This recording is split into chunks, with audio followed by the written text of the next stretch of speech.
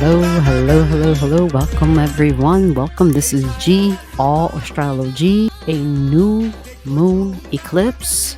So in this video, we're going to look at the chart. We're going to look at the date, the degrees, the sign that the eclipse is in. I'm going to break it down piece by piece, whether it's a north node or a south node. We'll talk about the essence and the personality of the sign. We'll even dissect the degree and the rulership of it, because each little piece, each little detail adds up to the big picture. And we're looking at the solar eclipse, October 2nd. See that right there? October 2nd, 2024. Okay, this is a new moon. Solar means sun and moon are working together, which means they are literally at the same degree, which is a new moon. So it's a new moon solar eclipse, meaning you're still setting intentions. You're still saying, okay, I understand the sign that it's in. I understand those keywords, the definition, the essence of it, the meaning. And that helps me then to pinpoint and focus where to focus my mind, my emotions, my energy, my intentions, and what I want to manifest and bring into my life.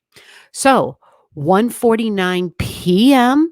is the time of this event. The moon is at 10 in Libra, and the sun is at 10 in Libra. So matching degrees, of course, because that's how you get a new moon. They match degrees and sign. Sun and moon in Libra. The moon is feminine energy, and it's your emotions. And the sun is masculine energy, and it is the willpower of an individual, right? Like, it shall be done, right? Because it's my will, damn it. And I will will it to happen type of thing. New moon energy. We're combining the energy of the willpower and combining the energy of the moon and the emotions. So it's the combination that makes this powerful. It's the combination of the emotions of the moon and the willpower of the sun. And common sense, when you combine feminine and masculine energy together, what do they make? Right? Yeah, you can make a baby. So we can kind of see logically how this makes sense. Now, the moon, feminine energy, emotions, family, home, mom, women, nurturing, emotional stability, emotional security, even homes as in like a house where I live, the sticks and the bricks. Okay. But the moon is also the past. It brings up the past. And speaking of the past, we're right next to the south node at 6 degrees. This is part of this eclipse. Anytime you have an eclipse, you always want to look for the node. The node is a vital part of every eclipse. Okay, regardless if it's in the same sign or not. I know that's confusing, but that's just the way it works. Sometimes, depending upon the degree of the eclipse, the node can be just over the line and in the next sign. In this instance, it's in Libra. It is in the same sign, but it's a south node. This is about the past. So releasing relationships, and quite possibly relationships from the past kind of stepping forward as well.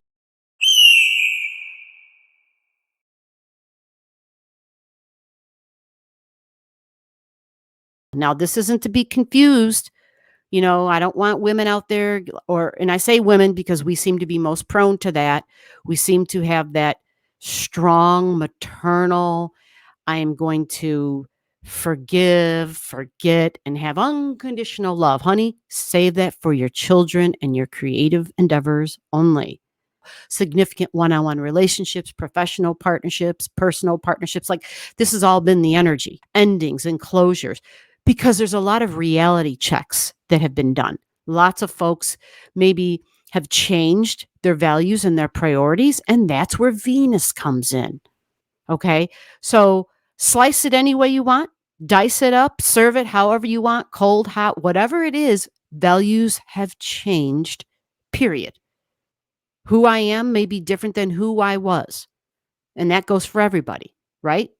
whoever that partner was or wasn't, right? We're different people than we were. The values and the priorities have just been really like gone through a whiplash and challenged.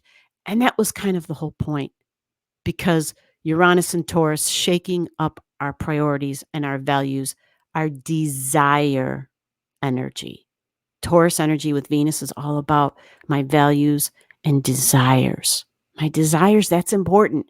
How does Venus look? What's the difference with Venus and Libra? Venus and Libra, think about this now. Think about that bridge there, right? Think about that symbol that you see, that Libra symbol. There's something there about equality and fairness and justice. There's something there about meeting me halfway, because that's what equality and partnerships is supposed to be about. I'm going to use this silly example. When I first started up with YouTube, they're always sending like questions into the studio, be a part of the survey, make a difference in the creator community, blah, blah, right? So the first few times I'm like, well, hell yeah, I want to say in this. Hell yeah, I want to give you my input, right? I'm glad you're asking. Let me tell you what I think, right? So they would ask, and it's always simple, multiple choice questions. It's not like, hey, tell us what you really think.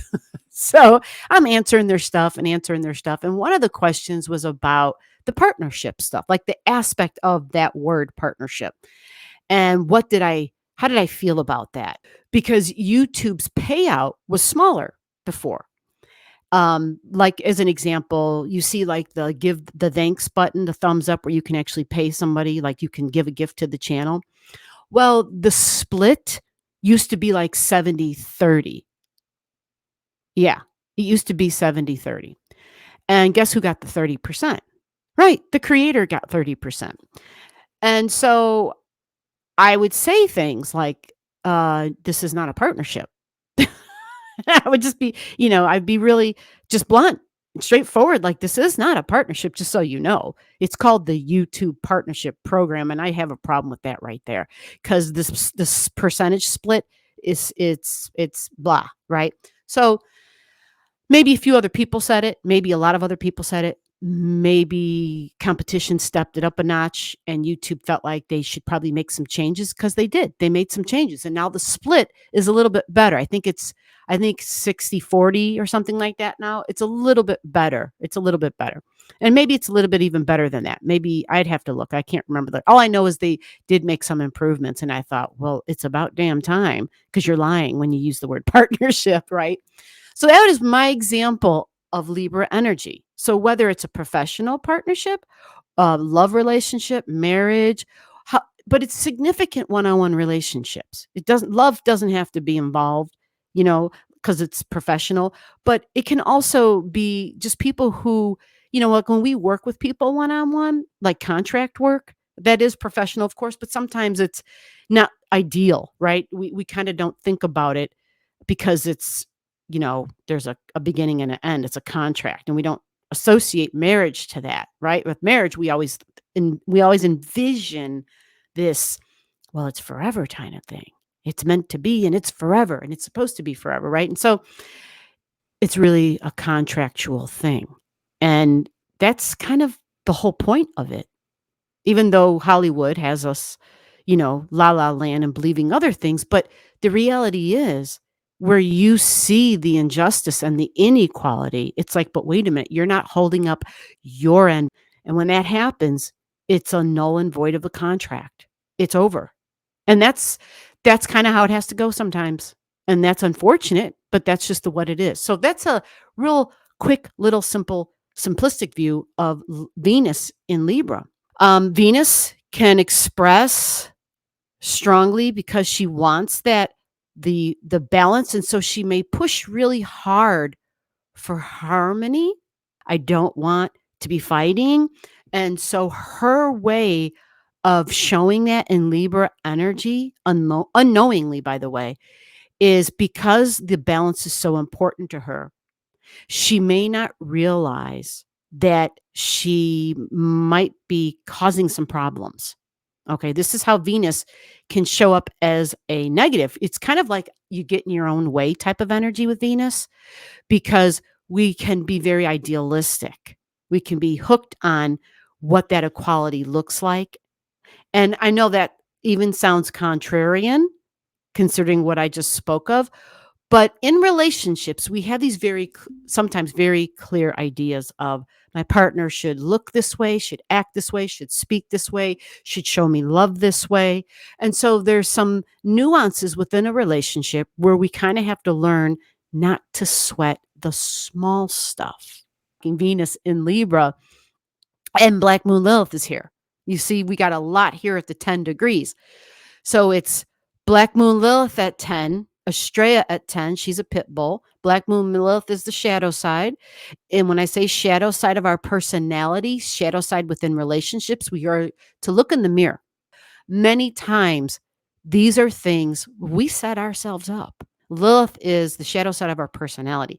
If there are things in our partner that we're looking at and we're like, oh my God, I can't believe they said or did or they're being this way, we got to ask ourselves, like, how did we not know this? How did we not see this? Is there a part of me that is like that? And so when we talk about the shadow side of our personality that we deny, I didn't do that. I would never say that. I would never think that. That's not me, right? Perfection. Perfection. Venus can be all about perfection in Libra. There's that harmony, that balance. We think of artists, we think of food, we think of law, right? The judicial system with Libran energy, which is like, this is the way it's supposed to be. And if it's not, there's consequences, right? We got to have order, structure, and rules. There are contracts. Like that's that Libran energy. So it can be it can maybe seem like it's like it has a finality to it in some sense because of the consequences, right? And this is then leading me to the degree of this. The degree of this eclipse, yes, we have Mercury at 11. This is part of this eclipse too. But just for right now, focus on the sun and the moon, okay? But this eclipse orb is going to be big, all right? Because we have so many objects, all right? The 10 degrees, my long-term goals. What am I building for? What's part of my future? What do I need to have part of my future to establish my long-term financial stability? Tangible long-term financial stability. This can be a super powerful new moon in that when we build and begin something in Saturn and Capricorn, it's being built to last a very long time. And whenever Lilith is involved, there could be something there connected to our long-term goals and ambitions and our values that we've placed within partnerships on the long-term goals, values, and ambitions that is outdated. But the black moon being there is really important because she tends to be something that we will deny. We're embarrassed or ashamed by some of these traits or qualities or values, even like how we think a partnership should be and what, like if I were to write down, in a partnership, like this is what that looks like. And start writing out some details for yourself, right? Not to me, so that you can be brutally honest with yourself. And then maybe reevaluate some of those things. There might be something there that you might see that might have been an unrealistic expectation. That's possible. Or an unhealthy expectation, unhealthy for you. You might see that there was a goal and an ambition that actually went against your own values. So next, we have to pull in the South Node aspect to it, okay? The South Node is the past. Yeah. And Venus rules Libra. So these can be relationships that are familiar with. These can be relationships that we have history with, whether it's professional or personal or both. Because with this kind of energy like this can be where people were like in partnerships and it was with their partner, you see? So when the relationship goes wrong, well, what do you do with the business? The business is that like everything's gone. You lose the business and the partnership, right? So this is difficult because there's a lot here. There's a lot of history involved. So money is going to be involved, right? The desire factor. Anytime you talk about business partnerships, it's money. South Node is a let go, guys. It is the past, but it also represents a release. Now, where does this new part come in that I spoke of? The new part is because it's a new moon. So it's like we have to make a release in order to bring about the power of the new moon. So it's what I call, making room for the new. We got to have a release. We got to have a let go. We got to be willing to be like, okay, that's done. That's over with. I got to move on from this and I got to start fresh. In order for you to start fresh, you're going to kind of have to make a little bit of peace with your past, right? It doesn't mean you have to be fully like processed and healed and released. This will help because it's a south node. But remember what I said, the south node is in Libra. We've got a little bit more time with the south node in Libra, which means we're this is not an overnight thing, okay? It's not an overnight thing. The big point here is to understand what your values are in a relationship. What does a relationship need to look like to equal the fairness and the balance that you seek within that relationship? Where are your values and how do they shape and form your contract? What you agreed in the partnership. It's based on your values. So if you haven't been real clear about that, this is a time to get real clear on that. Use this time for that.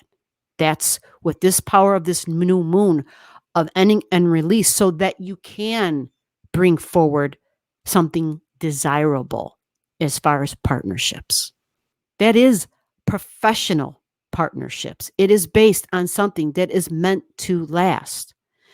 And it's Capricorn. Capricorn is not personal. Capricorn is cold and hard. It is professional. It is dad and father and boss energy. It is the goat. So don't get confused. The cold and the hard and professional energy that it is. And it is.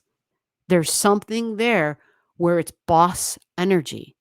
So this is an opportunity to be the boss of your life by prioritizing and really digging deep and figuring out what your own values are. And Libran energy is cardinal. It's cardinal. It does like to start things. Okay. It is cardinal. So it is all about starting stuff, which makes this opportunity for a new moon in a sign that wants to start stuff equally powerful. The fact that Mercury is here and very close, this Mercury is the mind, right? Mercury is the mind. It's what we're thinking about. So this is helpful because Venus and Mercury get along really well. They talk to each other. They speak the same language. So it's helpful.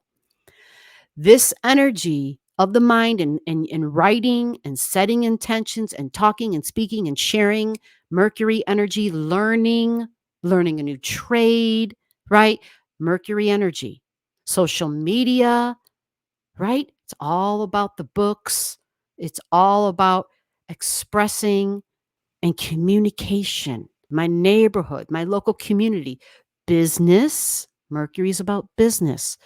11 degrees. We got to dig into that a little bit. 11 degrees.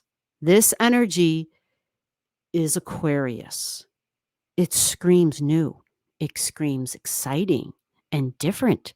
It also screams independence and freedom.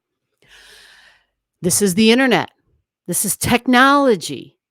Mercury, really powerful at 11 degrees. Super powerful at 11 degrees.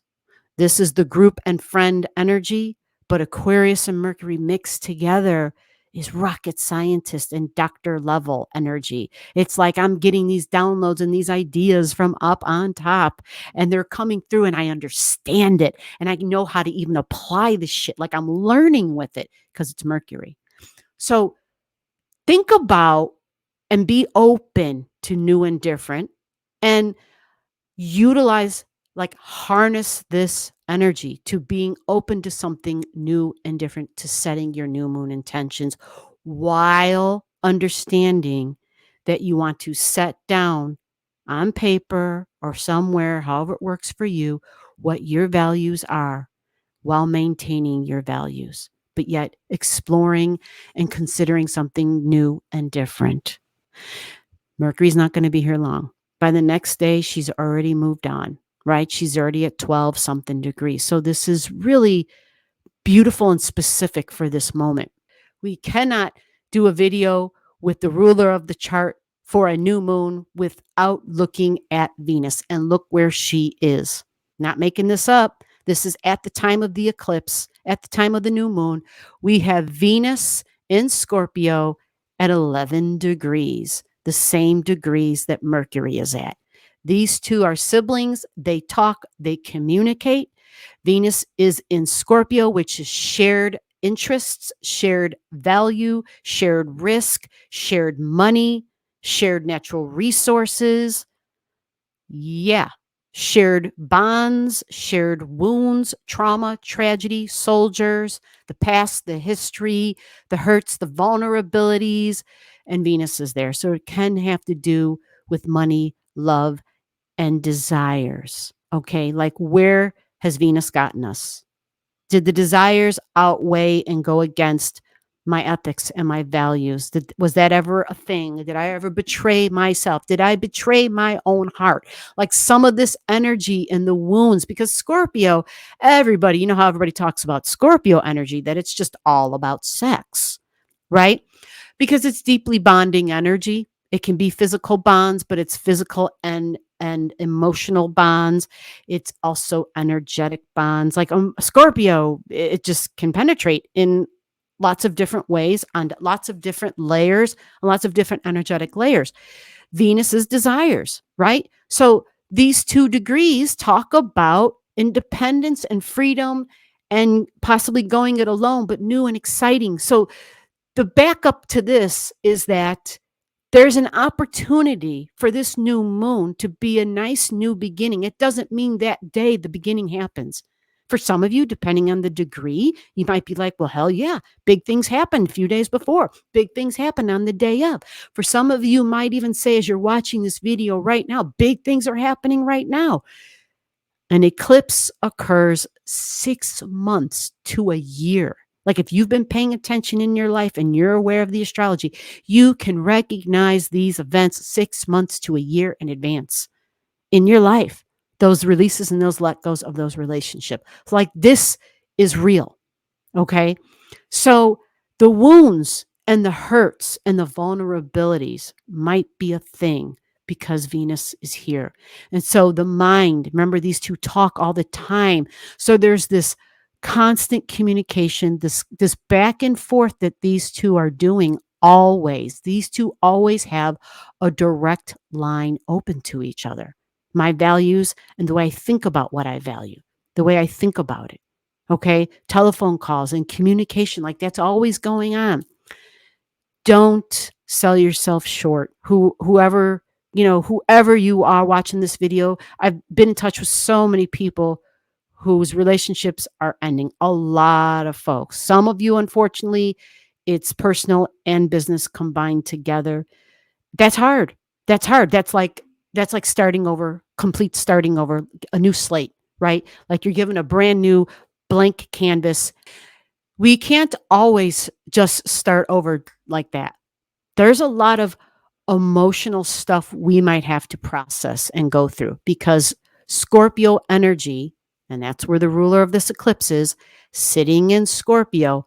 Scorpio is the deep psychology. It's soul energy, but it's also the deep psychology. So recognize that an individual or this partnership, whatever it was that ended, it's because there was history there. And it wasn't just history about this lifetime. There was soul history, soul memory. And that's one of the hardest things I know I have faced in this lifetime, for sure, is when the soul history and the memory and that non-tangible world, is stronger than the material and the physical and the 3D because it almost can overrun your choices and decisions and have control over you in a way. So the astrology can at least allow you to look at your chart and to understand this relationship was built on history. There was history that was already here. Meaning, if you feel this deep bond with an individual, it wasn't based on current life events. Sure, there might have been some great times. You see, there might have been some great times, but there was also this underlying, below the surface stuff, bonds. For some, it might have been chains, but bonds that already existed. And it makes it hard to walk away. It makes it hard to cut the bond. We're tethered. We're energetically tethered. We're emotionally tethered. Our souls are tethered. Well, they don't have to be. You have the free will to cut those ties, to cut those bonds. And don't feel guilty, damn it. Don't feel guilty. So many don't do it because it's tradition, but it's the way it's supposed to be. It's the way I've always done it. But you just don't understand. We have this great relationship, right? And I'm not saying it that way because it sounded super super exaggerated, like I was mocking, like I was trying to make fun of somebody. It's not. It's really more of the Pisces part of me, which is being overly dramatic, because that's how it feels. It feels overly dramatic. It feels like there's no brain power involved in keeping the shit together. It's all based on the deep emotional bonds, the deep energetic bonds. And sometimes we consider that quite magical. And because it feels quite magical, we're like, this is meant to be. And it can be meant to be, but that doesn't mean it's meant to be forever. And that's where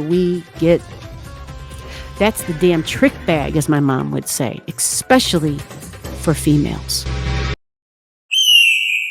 With an orb from all the way of 2 degrees of Libra to 13 degrees of Libra, this is a release and a let go to have a new beginning. It's a solar eclipse, remember that. So we're bringing in the new. But because the South Node is involved, we're making a release to make room for the new. Partnerships.